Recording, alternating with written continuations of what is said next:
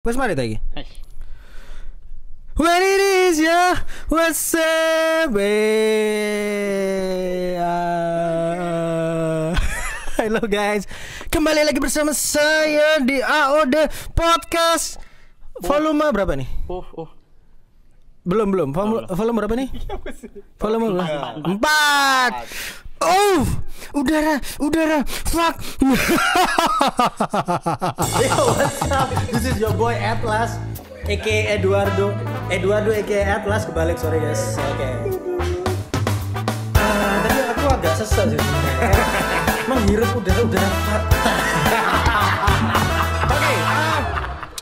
Sebelum mulai, terima kasih penonton yang sudah setia nonton AOD Podcast Udara Fakta. Ya, ada penonton bayaran di sini. Sebelum kita masuk ke pembahasan kita yang biasanya sangat-sangat seru, kita akan menjawab beberapa pertanyaan yang kalian tanyakan di kolom komentar YouTube ya guys. Kita akan menjawab mau kita benar. Sebagus mungkin ya. Oke. Pertama-tama perkenalkan nama saya Atlas. Kalau kalian lupa, dan di sini saya ditemani dengan dua orang ini lagi. Tolong jangan bosan. Ada Adit Gilaspun dan juga Glenn Croziji.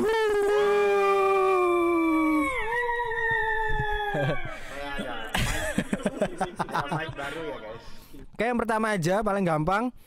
Ini ada yang tanya, namanya adalah Gali Aldi 1225. Oh, dia lahir tahun 2025 ya guys ya. Belum.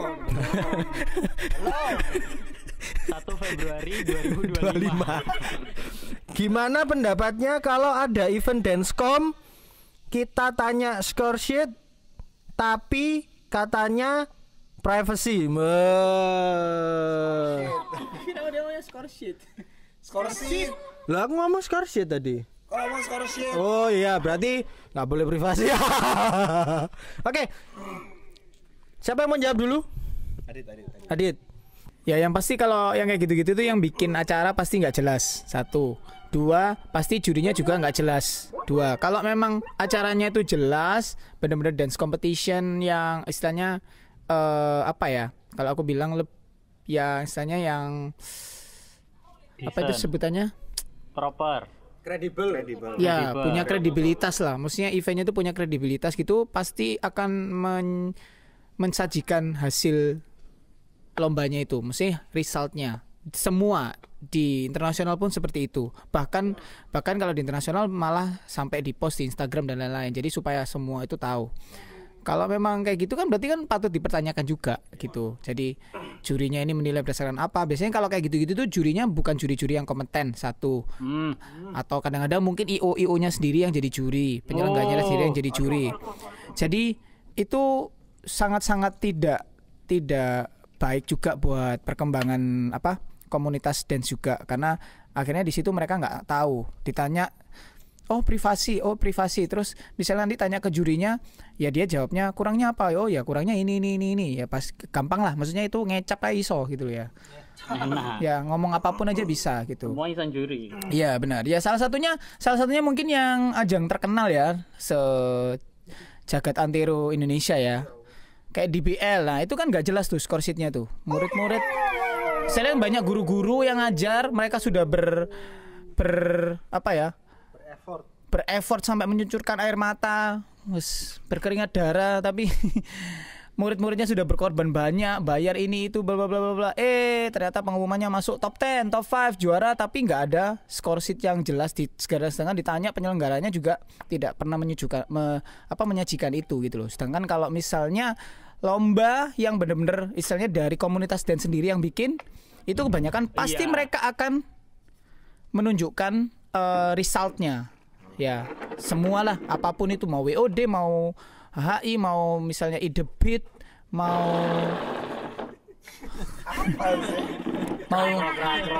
Dance Euphoria, mau apapun lah, pasti ketika ditanya score sheet itu pasti ada. Pasti ini loh, score sheet ini loh, kamu nilainya kayak gini gitu. Ya.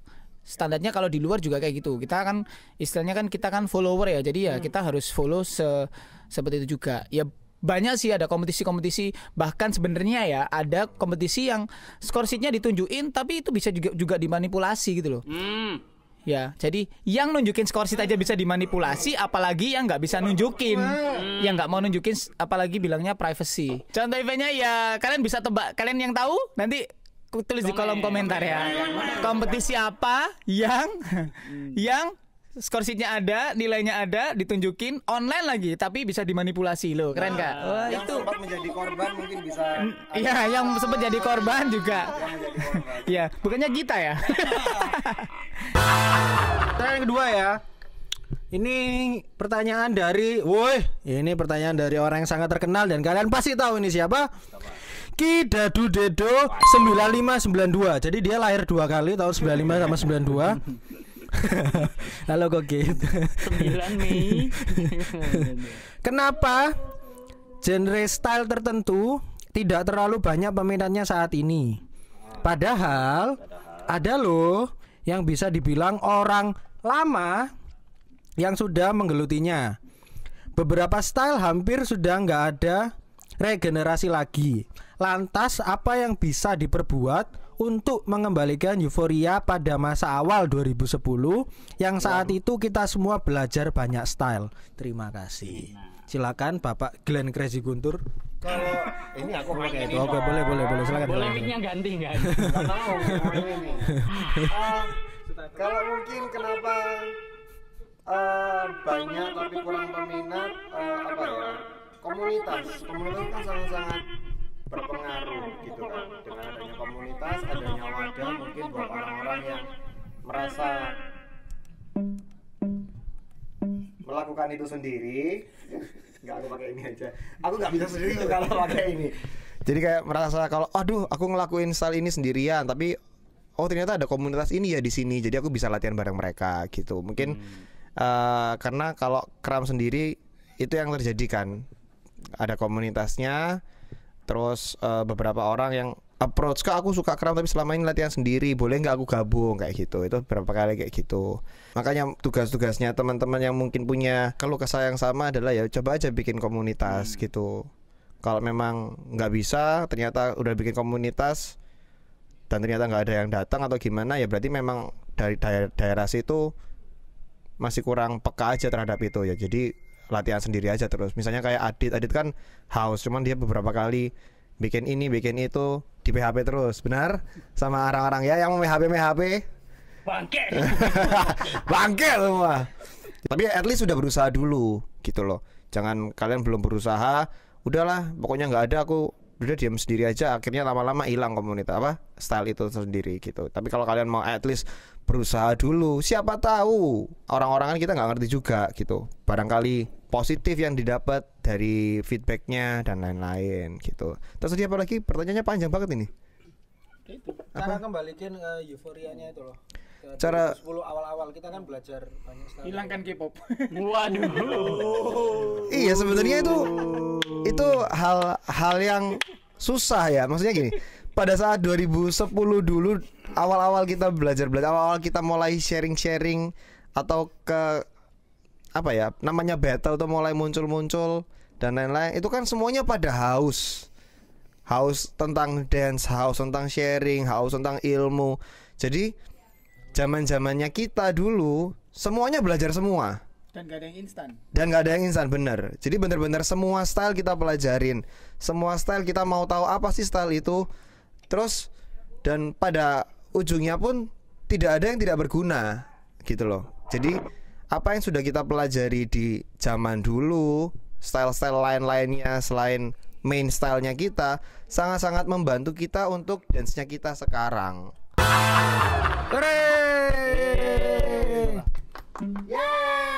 Oke, jadi itu tadi ada 2 pertanyaan ya guys. Yang pertama dari Bapak Gali Aldi yang lahir tahun 2025 dan juga Bapak Ki Dadu Dedo yang lahir tahun 92 dan 95. Terima kasih yang sudah bertanya. Oh, udah 2 toh? Yang satunya enggak? Enggak, dua aja katanya. Dua aja katanya. Panjang, kepanjangan jatuhnya. Ya, oke. Buat kalian yang mau komen dan tanya-tanya bisa langsung aja komen di YouTube kita atau Instagram boleh DM. Nanti kita tunggu dan pasti kita jawab. Oke? Selamat buat yang sudah pertanyaannya terpilih, nanti bakal dapat merchandise dan Orang ajar aku. Oke, terima kasih. Sekilas info Aude. Oke, kembali lagi ke pembahasan utama Aude Podcast. Udara fakta.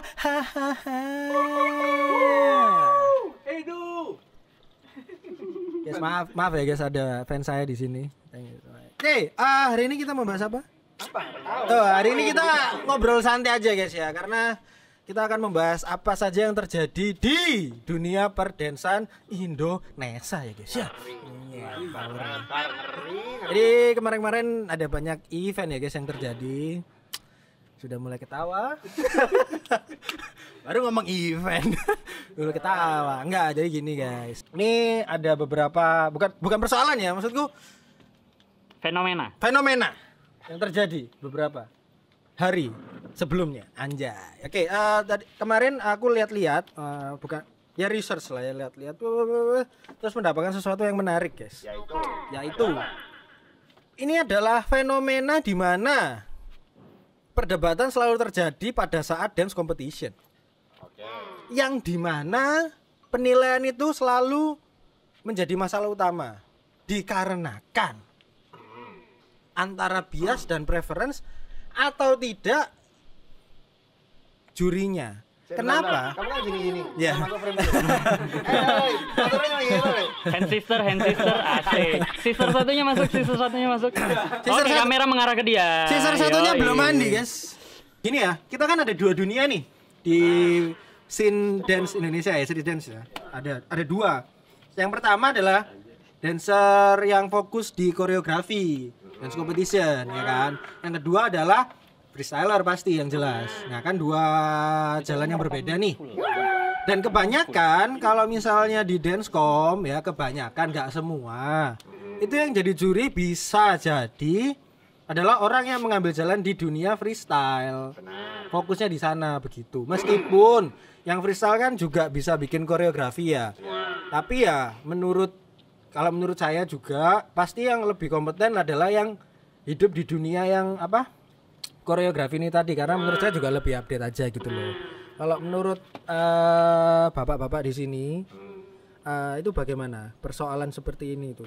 Solusinya atau pendapatnya dulu deh boleh. Aku dulu. Boleh, Bapak Crazy Guntur silakan. Aku pakai suara gini dengan Crazy Jiki apa sih singkatannya Ji? Guntur bangke. Guntur jadi. Emang menjadi seorang juri harus tahu kredibilitas kalian dulu. Jangan asal pokoknya ada uang ambil, ada rezeki disambar tanpa tahu kredibilitasnya kalian. Kayak contoh kayak gini. Aku sempat ditawarin Mas Hari. Glenn, juri ya? Oh iya. Ya kan?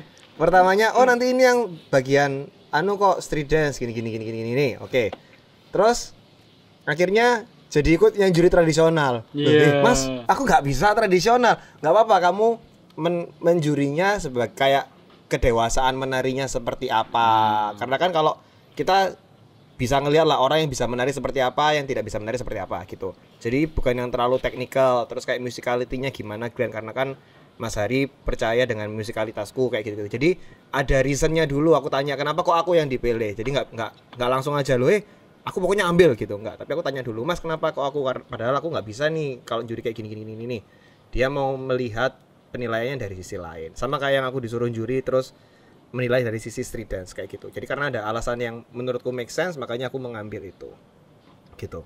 Dan kalau memang permasalahannya tadi juri yang preference atau menjadi bias atau gimana, sebenarnya yang pertama itu adalah panitianya lah. Kalau kalian memilih juri misalnya ya harus benar-benar dipilah-pilih jurinya seperti apakah ini memang bisa atau tidak dan lain-lain. Terlepas dari panitia adalah pesertanya juga. Kalian sudah tahu jurinya seperti apa. Terus apapun yang terjadi, kalian harus sudah tahu resikonya. Misalnya ada juri yang tiga-tiganya freestyler semua nih. Terus kalian tetap memaksa ikut. Ya itu resiko di kalian. Kalau kalian sudah tahu misalnya jurinya kok gini ya. Kalau memang kalian udah ragu ya mending enggak usah ikut. Tapi kalau memang mau go for it, ya mungkin antara resiko ditanggung resiko ditanggung sendiri, atau kalian berusaha menyesuaikan konsep kalian dengan gimana sih tesnya juri. Iya, nggak, intinya gitu. Kalian harus tahu lomba apa yang kalian ikutin, jurinya siapa, dan segala resiko yang kalian akan terima ketika mengikutin lomba-lomba yang mungkin jurinya kalian rasa tidak sesuai. Karena itu semua harus ada perhitungannya kan. Gitu. Itu kalau dari aku pribadi ya, masalahnya gitu. Oke. Kalau dari aku mungkin sedikit berbeda ya, karena kalau Edo tadi bilang kan freestyler, juri, dancecom. Dia tadi bilang gitu kan. Tapi lain cerita kalau misalnya memang freestylernya dia juga jadi pengajar, dia juga ngulik dunia dancecom itu kayak gimana. Dia juga ngikutin perkembangannya gini. Bukan freestyler yang benar-benar freestyler dan dia bukan pengajar ya. Dalam artian dilihat dari experience-nya lah. Banyak lah, kalau di Surabaya ada banyak, di Indonesia ada banyak yang istilahnya yang qualified. Cuman memang setauku cuman memang ya nggak banyak aja di Indonesia gitu. Tapi menurutku kalau dari qualified atau enggaknya, dari experience-nya I think sama. Cuman dari jam eksistensinya aja. Nah, masalah eksistensi ini ngomongnya masalah kalau freestyle dia mungkin sering nongol tuh, tapi kalau di dance competition mungkin sudah nggak pernah nongol karena mungkin sudah tidak ada tim yang bisa di-represent bareng sama teman-temannya gitu ya. Contohnya misalnya kayak kita dancecom sudah nggak pernah turun gitu, maksudnya gitu. Tapi kalau yang terakhir kita ikut di event nasional, kita tetap memikirkan hal seperti itu gitu. Kita melihat dan kita ngulik gitu loh.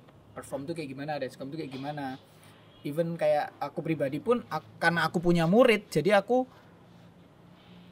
ngikutin muridku dance competition, otomatis aku sebagai yang mungkin orang menganggap aku seorang freestyler, ya aku punya tanggung jawab sebagai seorang guru yang harus ngerti di dunia dance competition itu sekarang seperti apa, di WOD itu seperti apa, bahkan harus tahu sekarang itu trennya kayak gini, jangan sampai ngikutin tren yang jadinya kayak plagiat kayak gitu. Misalnya, harus yang trennya yang beda, harus kasih sesuatu yang different gitu ya. Nih dulu. Ini paling gampang ya guys ya, ini klipnya. Ya paling gampang yang pernah aku share ke teman-teman juga itu juara WOD tahun kemarin. Ya Nisem itu. Maksudnya tariannya kayak gini. Dance-nya tuh kayak gini. Nggak ada dance-nya sama sekali. Dalam artian hip hop atau genre apa nggak ada, tapi memang bener-bener rapi, clean, bersih dan bagus. Nah itu akhirnya kita sebagai freestyler pun dan guru terutama itu ngerti gitu. Nah kembali ke integritas itu tadi yang dari episode awal aku selalu bilang masalah integritas. Nah semua itu tergantung dengan integritas IO-nya sama jurinya ya. Karena kalau memang IO-nya atau penyelenggaranya ini memang bener-bener tujuannya untuk komunitas dance, dia akan pasti cari juri yang qualified walaupun harganya mahal. Ya. Walaupun harganya harus dibayar itu mahal. Nah, tapi kalau misalnya penyelenggaranya itu cuma sekedar bikin rame, cari uang dan lain-lain, dia bisa aja cari juri yang bayarannya murah mungkin. Tapi nggak tahu itu siapa, ya. Oke, yang sudah update status di WA tersinggung. Nah, ini Instagramnya di sini.